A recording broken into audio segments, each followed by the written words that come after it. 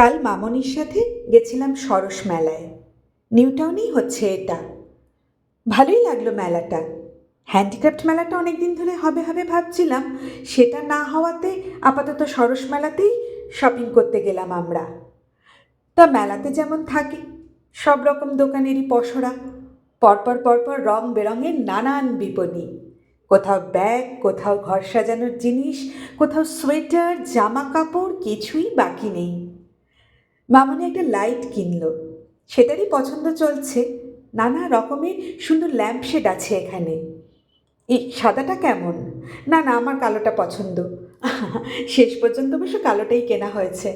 আর রয়েছে এই সাজগোজের জিনিস, গয়নাগাটি, এগুলো তো থাকবেই। আর শাড়ি, সে তো মাস্ট। শাড়ি ছাড়া মেলা হয় নাকি? না, শাড়ি এবারে কিনিনি।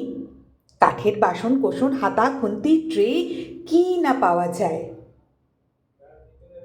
কাঁথা স্টিচের অনেক রকমের জিনিস, ওড়না, হ্যাঁ একটা ওড়না কিনেছিলাম। আর এই যে জ্যাকেট, মামনি একটা জ্যাকেটও কিনলো। এরপর আমরা একটু কার্পেট দেখলাম। অনেক রং বেরঙের কার্পেট থেকে বেছে বুছে একটা নিয়েছি। বেশ ভালোই জিনিসগুলো। এই যে কত বড় দোকান! আর এই যে বেডশিট, বেডশিট বা বেড কভার হাতের কাজ করা, এগুলো কিন্তু ভারী সুন্দর। আর এই ল্যাম্পশেড রয়েছে নানান রকমের, বিভিন্ন রকমের ঘর সাজানোর পুতুল। মেলাতেই তো এসব পাওয়া যায়। এগুলো হচ্ছে সেরামিকের গয়না। একটা খুব পছন্দ হয়েছিল, কিন্তু সেটার আবার দুল নেই।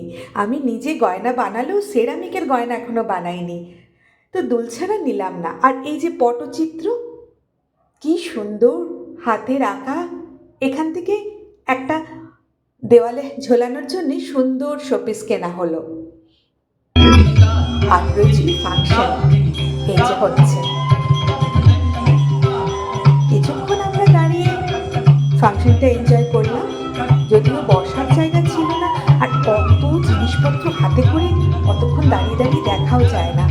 তাও ওড়িশি নাচ তো কিছুক্ষণ মুগ্ধ হয়ে দেখলাম। সব শেষে যেটা না হলেই নয়, সেটা হচ্ছে ফুড কোর্ট। বিশাল বড় একটা ফুড কোর্ট, কিন্তু সেখানেও ওই বসার জায়গা পাওয়া যায় না।